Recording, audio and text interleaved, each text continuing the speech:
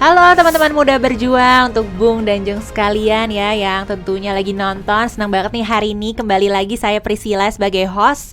Tentunya dalam acara podcast Muda Berjuang yang tentunya kita mengundang narasumber yang memberikan inspirasi dan untuk berbagi ke semua Bung dan Jeng di sini. Semoga nanti bisa juga memberikan pelajaran-pelajaran menarik dan memetik hikmahnya ya.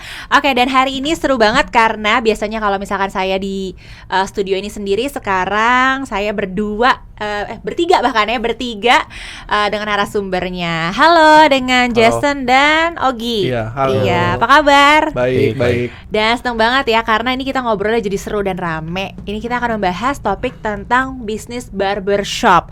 Jadi mungkin di sini para lelaki ya yang harus banget nih potong rambut ya, jangan lupa ya ke barbershop Scissor Hand Barbershop, betul ya? Betul.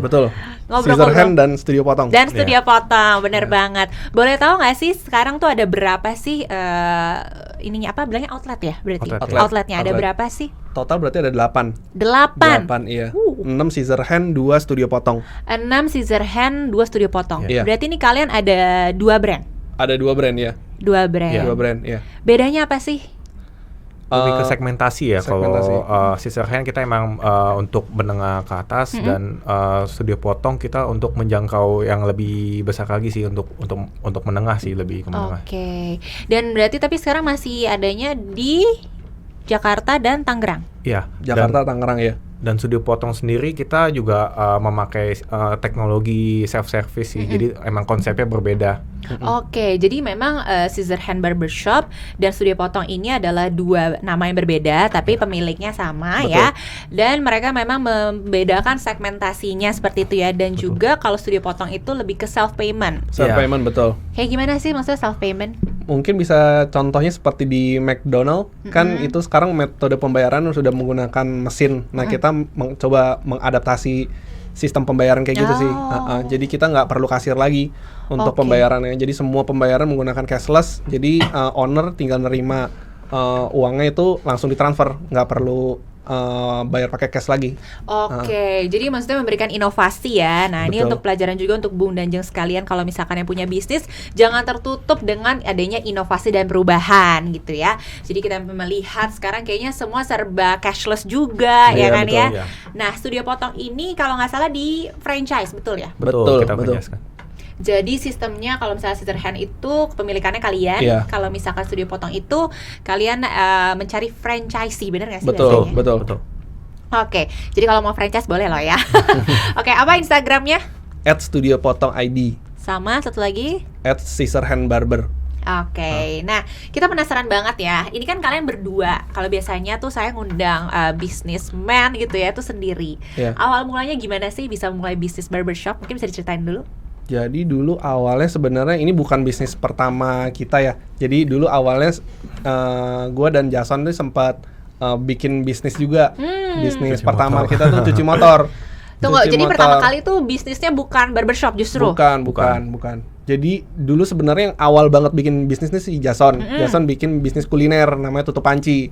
Itu ada di BSD. Nah terus gue dan Jason kepikiran, Son, kita coba bikin bisnis cuci motor gitu. Terus akhirnya jalan bisnis cuci motor, cuman karena banyak kendala gitu akhirnya Apa tutup. tuh kendalanya? Ceritain dong. Kendalanya lebih ke ini ya, apa namanya? SDM-nya. SDM susah banget nyari SDM dengan gaji segitu gitu. Jadi gajinya terlalu kecil dan harga cuci motor kan nggak gitu mahal. Iya, gitu. Jadi marginnya terlalu kecil sih. Oke. Gitu. Awalnya kegagalan di situ, terus akhirnya kepikiran untuk bikin bisnis barbershop karena bisnis barbershop di BSD waktu itu masih sedikit banget tahun 2013. Oh, jadi bisnis pertama kalian itu di BSD Tangerang ya? Tangerang Oke. ya. Masih sedikit, itu tahun berapa ya? Apa? Tahun berapa ya? 2013. 2013, which is memang di daerah BSD itu untuk barbershop itu masih sedikit Masih ya. hitungan jari waktu itu. Banyak kan kayak potong di bawah pohon, capser-capser gitu ya. Asgar ya. Iya, oke. Dan waktu itu juga emang lagi musimnya rambut-rambut yang pompadour gitu sih. Gimana tuh pompadour, gue nggak ngerti. Pompadour tuh rambut-rambut yang pakai gel di rambutnya, jadi kayak Elvis gitu modelannya. Oke, dan itu membutuhkan barbershop biasanya potongnya di situ. Membutuhkan pomade dan barbershop, iya. Oh, oke. Jadi 2013 kalian mulai dengan outlet pertama. Outlet pertama ya. Iya. Dan awalnya itu dari justru belajar dari kegagalan dulu nggak sih ya? Betul. Berapa lama tuh ya bisnis cuci motornya? 6 bulan 6 kayaknya. bulan.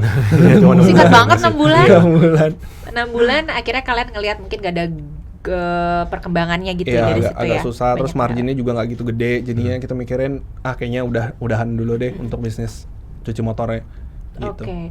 Nah, jadi untuk Bung dan Jeng sekalian, kalau misalkan merasa aduh kayaknya bisnis gue kok ada kegagalan, itu istilahnya jangan takut ya, jangan berhenti di situ karena sebenarnya mungkin itu jadi pembelajaran aja untuk kedepannya membuat bisnis baru jadi ntar sukses gitu sampai punya 8 loh ya outletnya. Oke. Nah, penasaran juga kenapa namanya scissor hand gitu. Kenapa scissor itu gunting ya?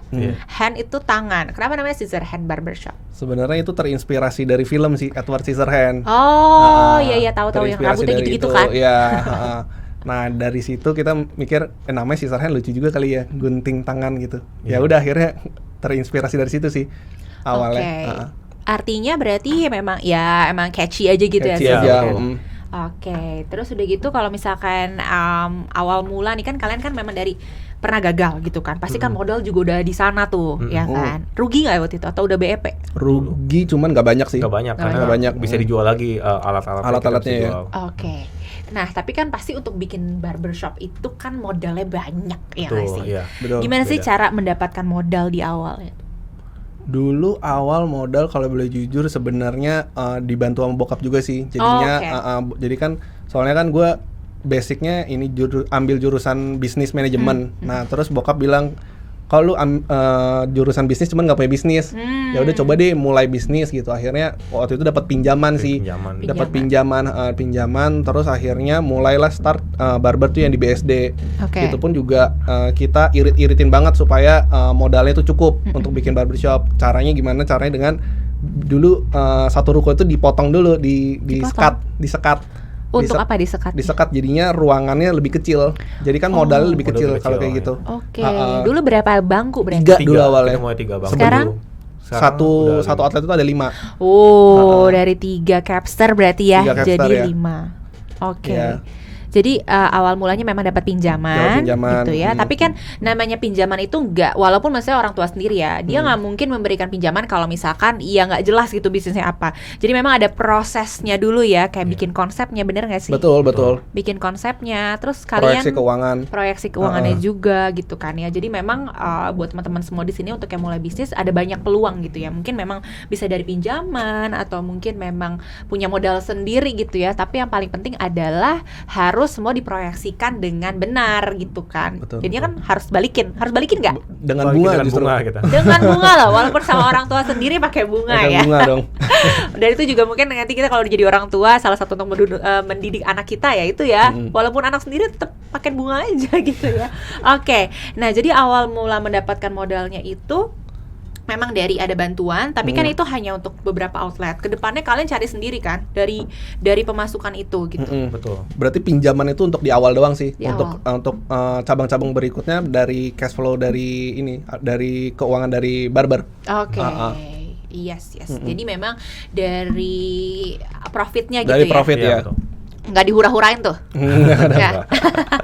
Oke. Nah, cara mengelolanya modal itu agar bisa menjadi profit dan kalian sekarang dari 1 barber bisa ada 8 itu gimana cara mengelolanya? Pertama kita harus pisahin dulu. Jadi kita sebagai owner itu digaji dan kita kasih patokan gaji itu jangan terlalu besar dari labanya. Jadi supaya labanya itu bisa dikumpulin dan itu bisa dijadikan modal untuk buka cabang selanjutnya. Ya. Range waktu dari barber 1 ke barber 2 itu berapa lama tuh? Ingat nggak? 2 tahun. 2 tahun. Cepet loh. Cabang kedua tuh 2015. Di mana cabang keduanya?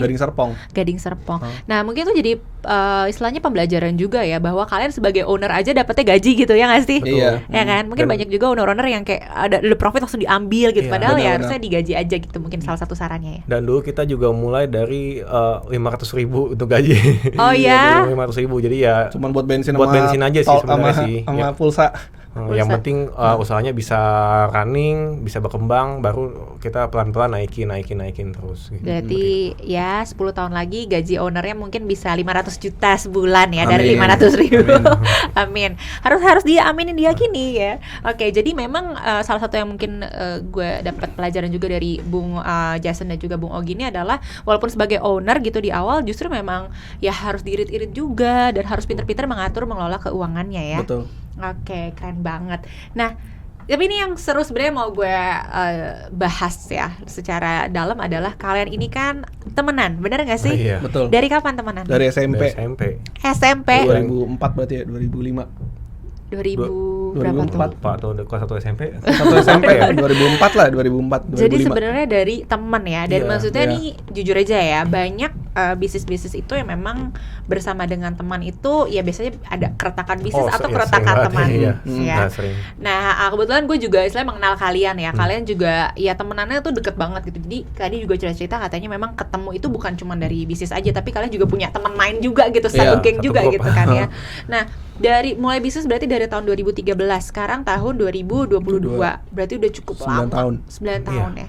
Gimana sih sebagai teman, partner bisnis juga, teman cerita juga gitu, dan gimana kalian pertamanya bisa Bung Ogi sama Bung Jason nih kayak ngerasa wah udah kayaknya gue cocok nih bisa sama dia gitu. Terus gimana cara nge-maintain hubungannya itu?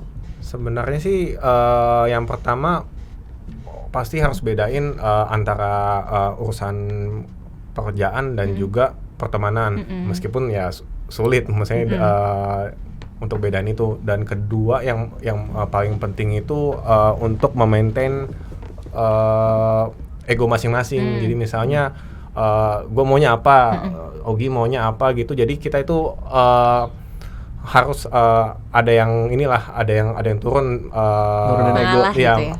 nurunin ego.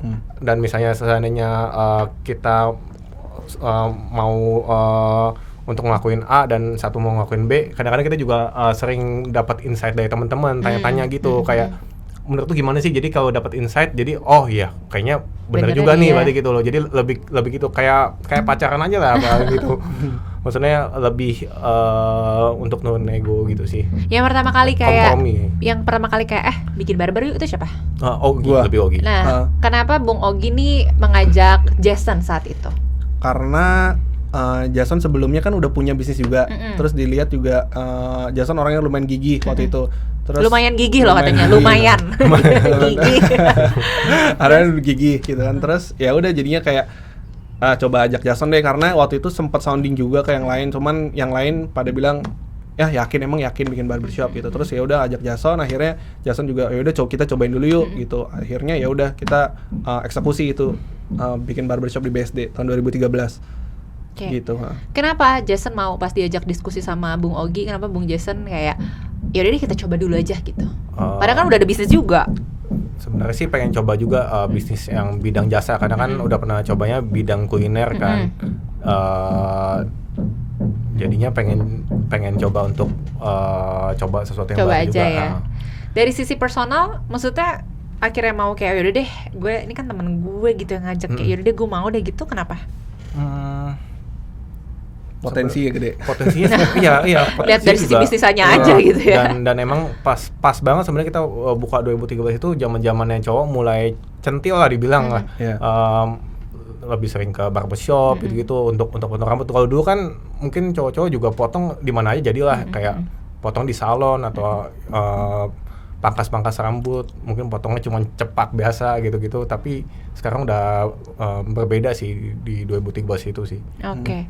Jadi pada saat itu memang Bung Ogi ngajak duluan, terus Iya. udah gitu akhirnya Bung Jason juga melihat ada potensi juga, dan walaupun teman juga waktu itu mungkin merasanya bisa lah ya berkomunikasi gitu, dan akhirnya memang terbukti di 9 tahun perjalanan bisnis kalian Itu lama. ya lama sih, puji Tuhan aman-aman aja nih ya, alhamdulillah. Aman-aman. Oke.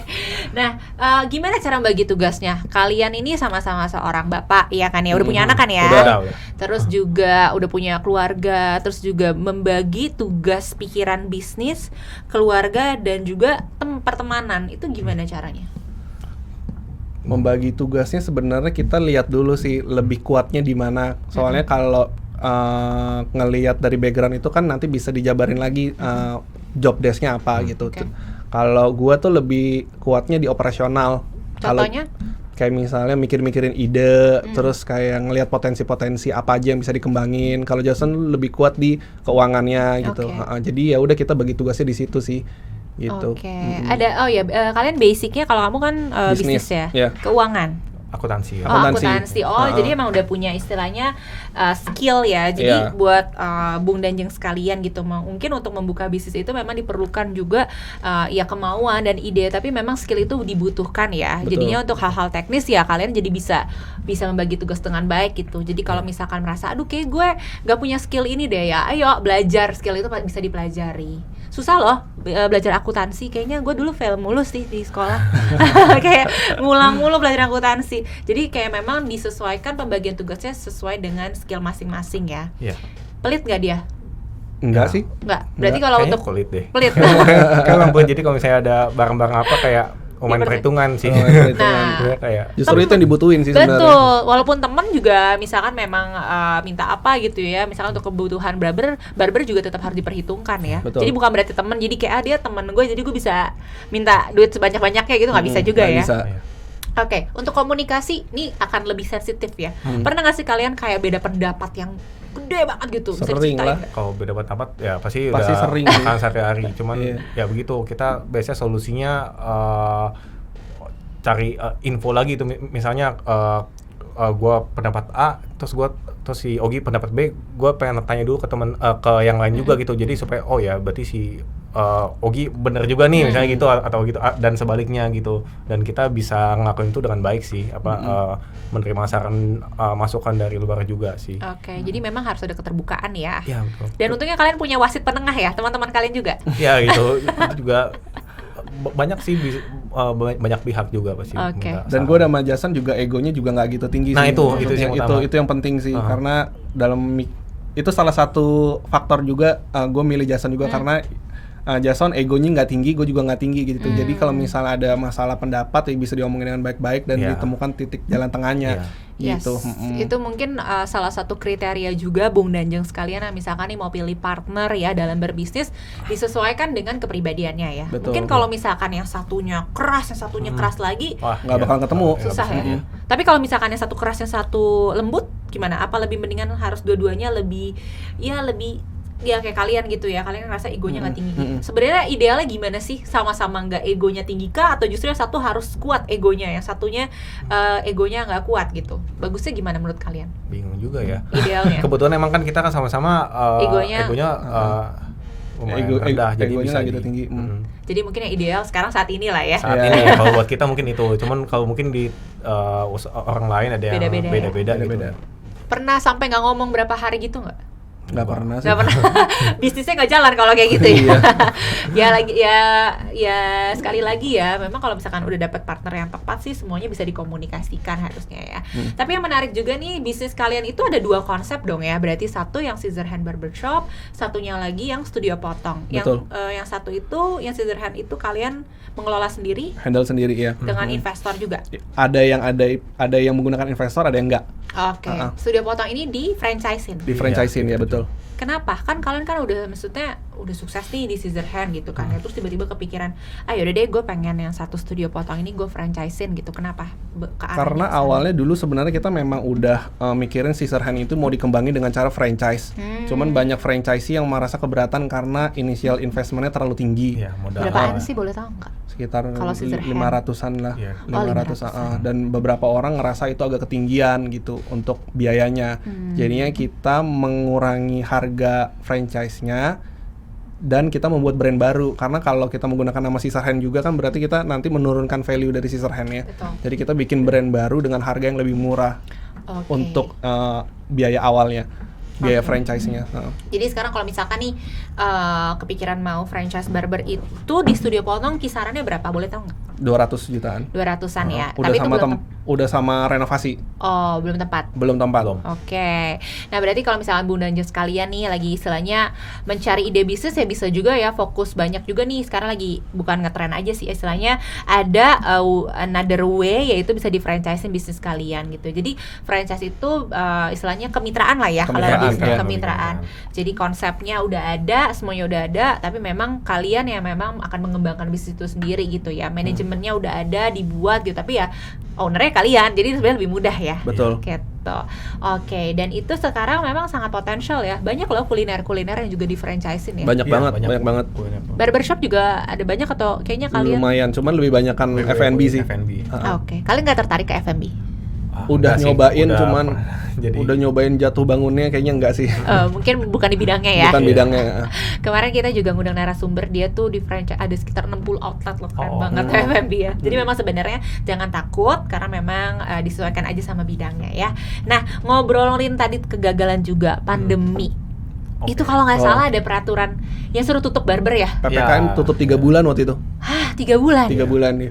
Gimana tuh kalian, bisa diceritain nggak? Jatuh bangunnya 3 bulan. Potong gaji ownernya. Owner mau nggak mau potong gaji. Karena kan kalau misalnya karyawan kan nggak mau peduli kan kadang-kadang masalah itu. Dia juga punya keluarga, punya anak yang harus dinafkahi. Kalau misal kita nggak gaji, yang ada kabur karyawan. Jadi mau nggak mau kita potong gaji karyawan juga.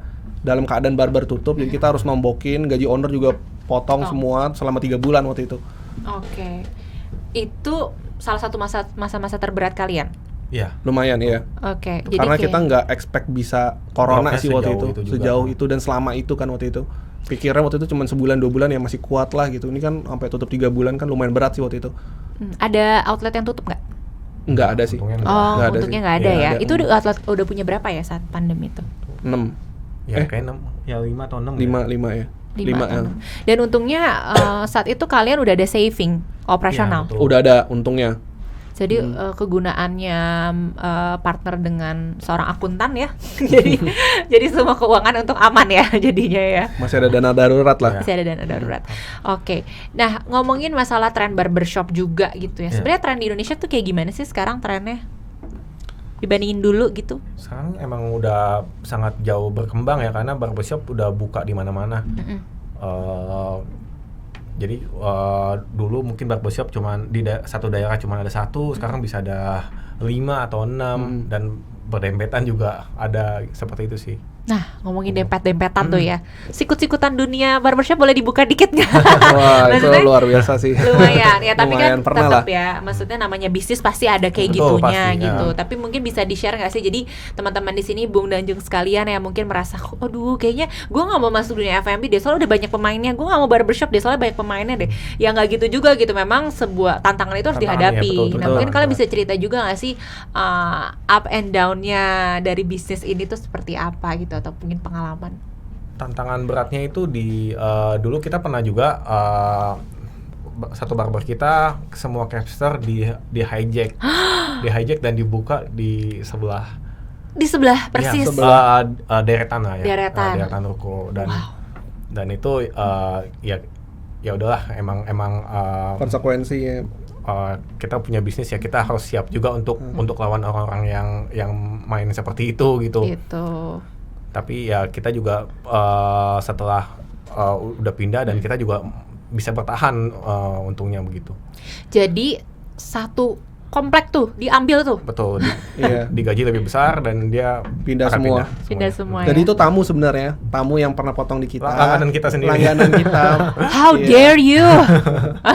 Langganan kita ngelihat barbernya kita kan lumayan rame gitu, terus dia ngerasa boleh juga nih kayaknya bikin barbershop gitu. Cuman cara dia menurut kita sih kurang etis gitu karena dia caranya dengan nge-hijack karyawan kita sih. Gitu, bener-bener di semuanya ditawarin, ya udah lu pindah aja tempat gua gaji lu lebih tinggi, lu di sini sistemnya gimana, komisi, ya udah gua sistemnya gaji deh, lu diam aja, gua gaji gitu, ya semuanya otomatis pindah dong, gitu. Sebenarnya kita sih nggak masalah kalau sebelah mau bikin barbershop ya nggak masalah. Gitu. Itu udah istilahnya kompetisi ya. Iya, kompetisi ya nggak apa-apa, maksudnya bersaing secara sehat aja gitu. Kalau menurut saya sih itu kurang sehat sih dengan hijack karyawan. Wow, emang ternyata bisnis barbershop juga ini ya lumayan sikut-sikutan ya.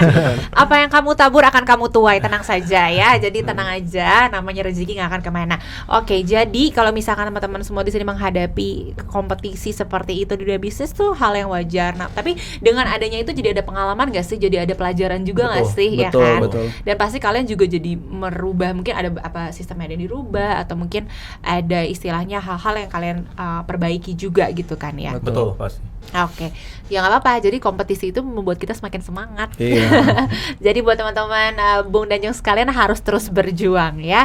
Oke, nah itu pengalaman pahit-pahitnya gitu ya istilahnya. Itu terpahit kali ya mungkin. Lumayan. Nah, kalau ngomongin tentang perkembangannya nih gitu, hebat loh kalian di umuran berapa nih? 30-an ya? 30 awal. 30. Kalian udah bisa punya 8 outlet. Itu gimana sih tips and triknya bisa langsung punya 8 gitu dalam waktu 9 tahun? Ya kan? Dari awal berdiri ya, berarti sekitar ya 1 tahun lebih selalu ada 1 outlet gitu. Itu gimana sih caranya? Bisa sampai sesukses ini? Mungkin karena kita startnya early juga kali ya. Karena kan kita start itu di umur 21 tahun waktu itu. 21 tahun. Zaman gue semester 3.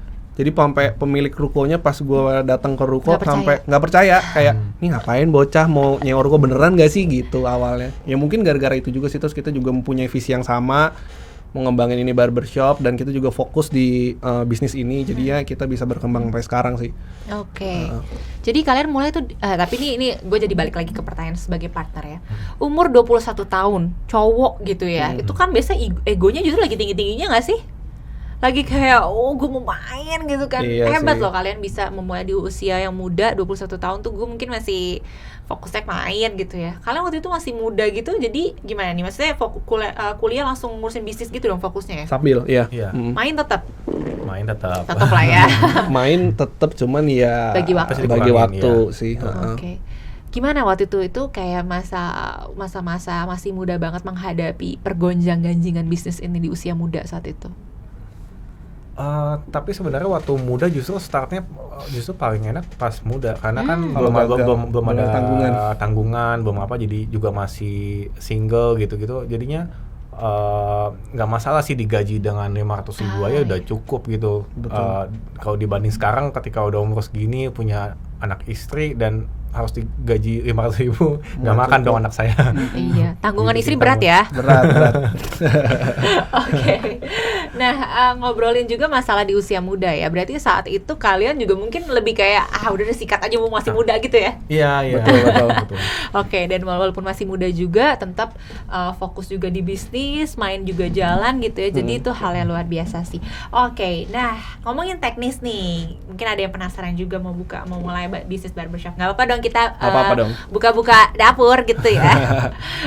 Gimana sih caranya kalian istilahnya bisa mendapatkan capster? Karena kan kita tahu ya bisnis barbershop itu gak akan bisa, mau konsepnya sebagus apapun tapi kalau capsternya juga kualitasnya kurang ya orang gak akan balik lagi ya nggak sih? Betul. Gitu kan. Karena barbershop bukan sekedar untuk datang ke sana buat foto-foto gitu kan, tapi lebih kayak mendapatkan hasil untuk menjadi lebih ganteng gitu. Nah gimana sih, boleh dong dibuka sedikit gitu cara dapat capsternya itu gimana? Dulu awal-awal kalau boleh cerita itu kita bergerilya sih ke barbershop sebelah. Jadi kita datang ke barbershop terus nanyain kira-kira punya kenalan nggak yang mau kerja, kita ada rencana mau buka nih di sebelah gitu. Tapi Terus nggak kayak waktu yang kemarin nggak diambil, tapi nggak hijack. kita nggak hijack.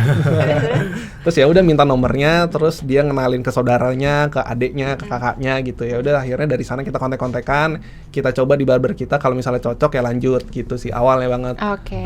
Jadi kalian cari sendiri Dulu awalnya. Kalau di sini tuh ada kayak di Indonesia tuh ada kayak wilayah yang dalamnya tuh semua jagoan capster tuh ada kan ya? Iya, di Garut biasanya sih.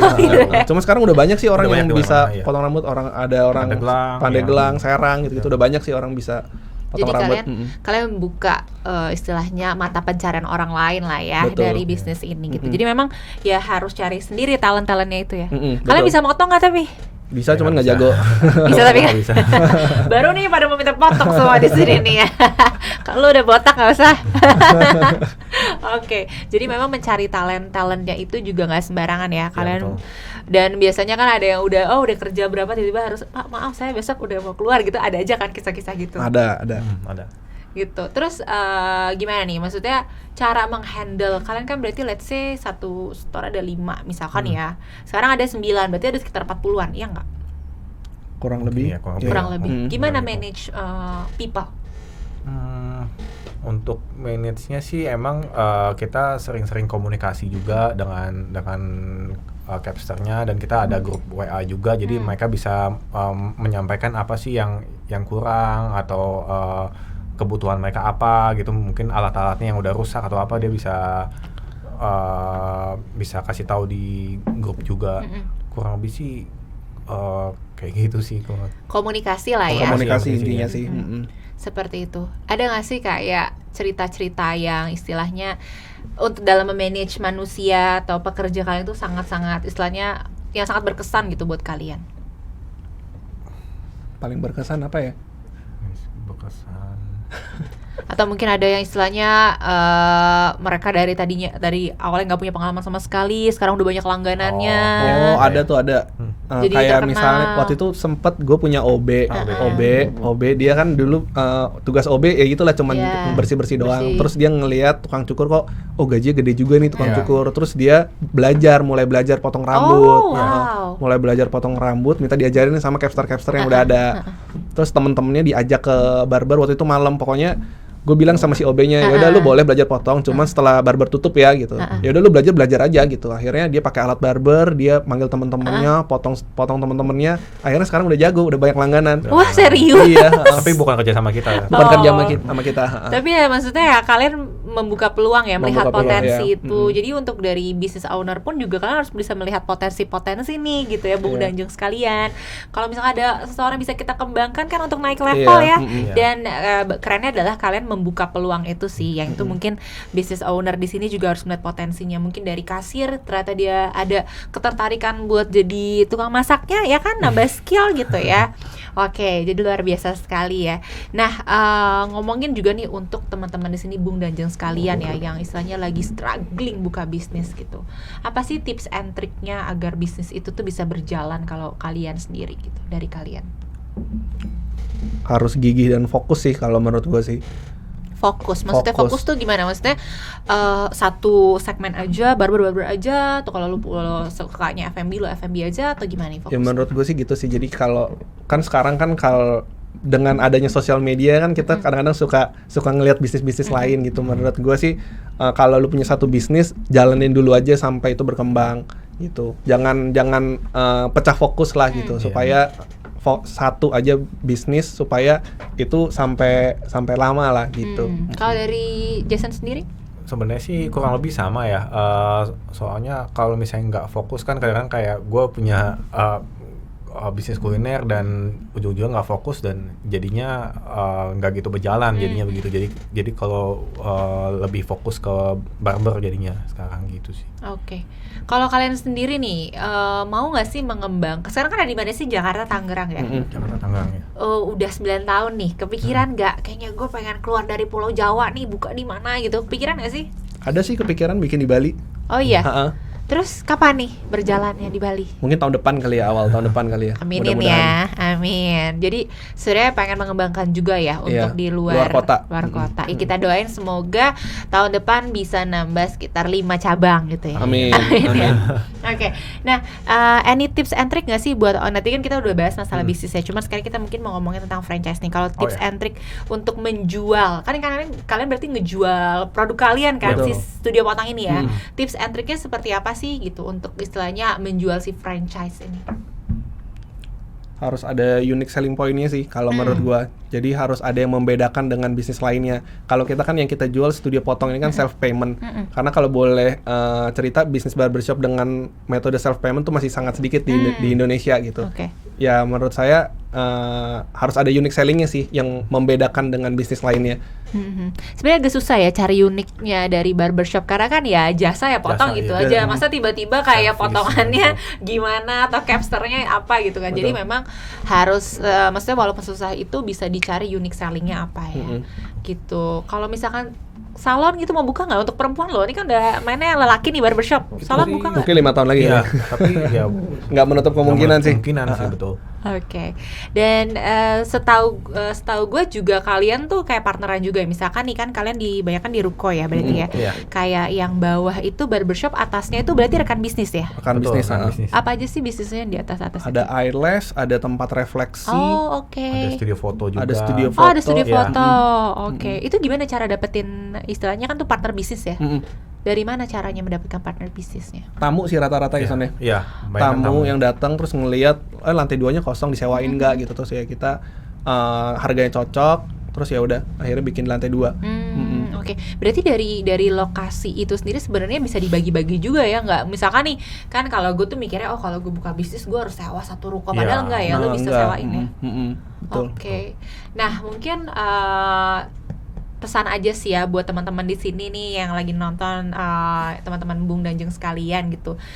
Kriteria dalam mencari gitu ya bisnis partner atau gimana cara menjaga relasi pertemanan itu agar tetap menghasilkan cuan gitu ya. Ada nggak sih pesan dan pesannya buat teman-teman semua di sini? Banyak yang mungkin cerita ke kita tuh adalah gimana sih cara cari bisnis partnernya, mungkin selain sama-sama menurunkan ego gitu. Ada nggak sih pesannya? Gimana caranya mungkin untuk mencari kalau bisnis misalnya belum mulai lebih baik sih pas di awal buat perjanjian dengan jelas dulu sih, kayak penting. Tertulisnya lah. Itu sangat penting sih, jadinya kan biar kedepannya juga lebih enak jadinya gitu. Jadi memang kalau bisa sih bukan kalau bisa ya, sangat disarankan sangat adalah disarankan. ada perjanjian Hitam di atas putih. hitam di atas putih. Dua-duanya tanda tangan di atas materai. Iya. Jadinya jelas batas-batasannya gitu sih. Walaupun teman tapi nggak bisa pakai asas pertemanan ya dalam Betul, bisnis betul. ya. Kalian ada juga dong. Ada. Kita karena dulu banget, jadi bahkan belum sampai yang seperti itu sih. Kalau sekarang berarti ada lah ya perjanjian seperti itu. Oke, jadi buat teman-teman sekalian nih Bung dan Jeng gitu ya, walaupun teman tapi tetap harus profesional gitu ya. Dan salah satu yang membuat memang kejelasan job desk itu atau pembagian atau nanti menentukan keputusan itu ya dari hitam di atas putih itu ya. Betul. Oke, jadi itu salah satu tipsnya. Mungkin kalau dari Bung Ogi sendiri gimana sih caranya memilih bisnis partner yang tepat gitu? Salah satu tipsnya apa? Memilih partner bisnis yang tepat itu harus satu visi sih menurut gua. Jadi tujuannya juga harus sama, jangan yang satu mau ke kiri, yang satu mau ke kanan, kan nanti nggak ketemu jalan tengahnya. Pertama-tama harus itu dulu sih. Dan benar kata Kevin, harus ada perjanjian di atas hitam di atas putih supaya jelas ininya perjanjiannya. Oke. Nah itu paling penting ya. Jadi memang harus satu visi dan misi juga.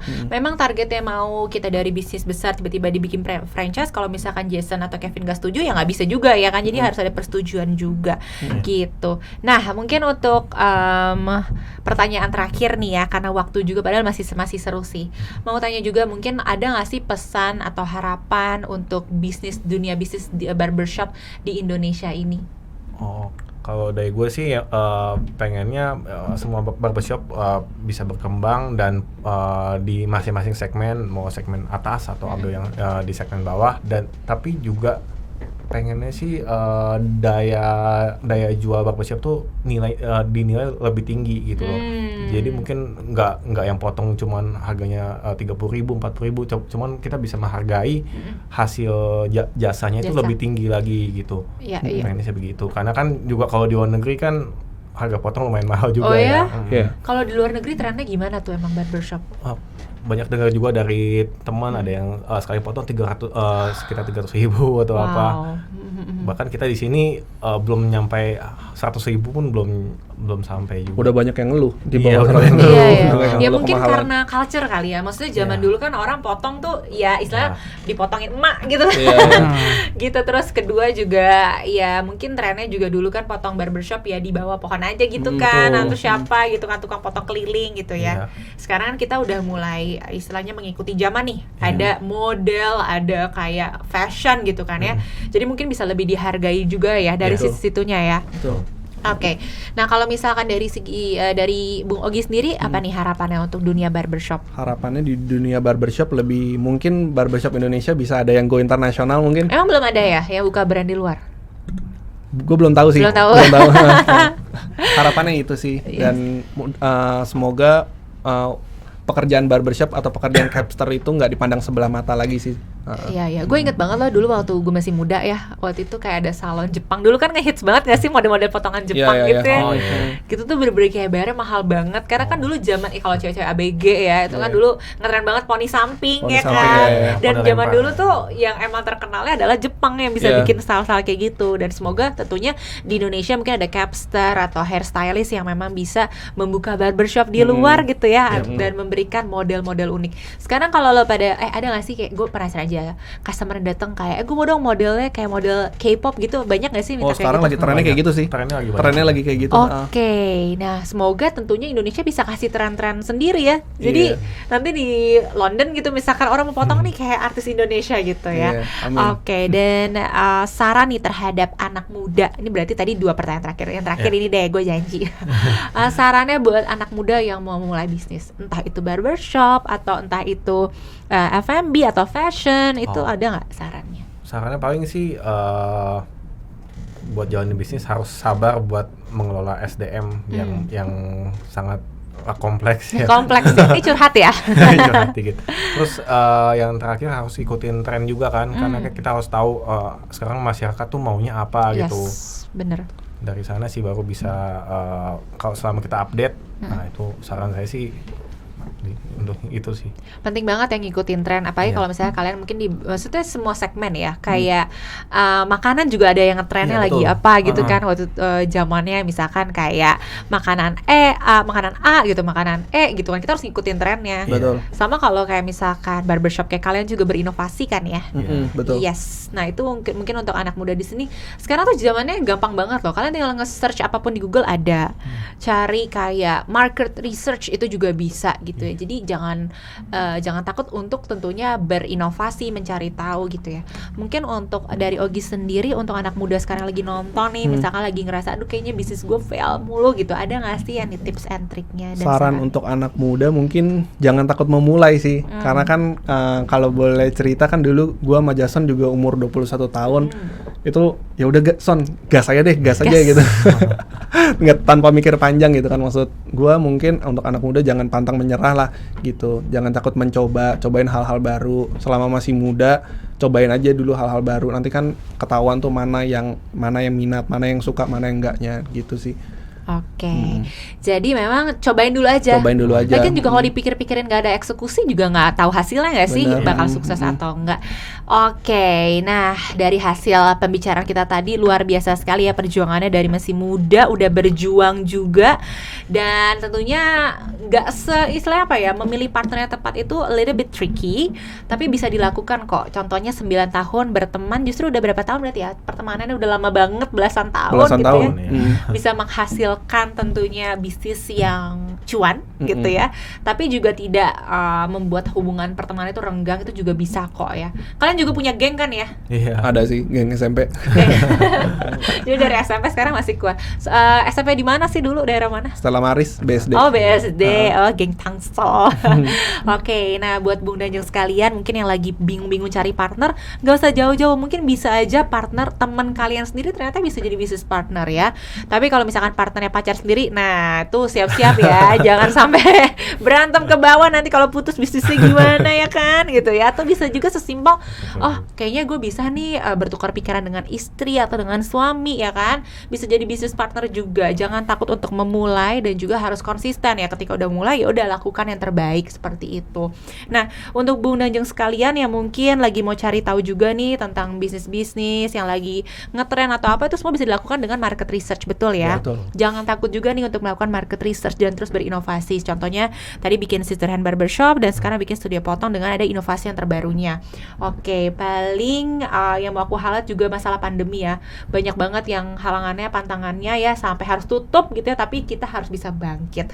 Nah, sekian dulu mungkin untuk episode kali ini. Terima kasih banyak ya. Bung Jason, Bung Ogi, semoga gak kapok-kapok ya untuk diundang ke sini dan menginspirasi terus anak muda. Sukses juga untuk bisnisnya. Semoga tahun depan, berapa nih targetnya? Kasih tahu target dong. Berapa nih? Tiap tahun 5 lah. Bener ya? Kok dia langsung aduh gitu. Enggak. Ya, target harus tinggi ya. Target harus tinggi dong. Oke, jadi kita doakan semoga Scissorhands Barbershop ini karya anak bangsa dan juga studio potong bisa setiap tahun 5 dan bisa go internasional juga Amin. ya. Sukses ya sekali Ya, oke. lagi, sukses. Salam buat anak dan istri tercinta. Siap. Oke, dan terima kasih banyak sekali lagi Bung dan Jeng yang sudah menonton. Semoga tentunya episode kali ini bisa memberikan inspirasi untuk Bung dan Jeng sekalian. Jangan lupa tentunya harus terus berjuang untuk Indonesia. Saya Priscilla pamit dulu. See you next episode. Bye bye.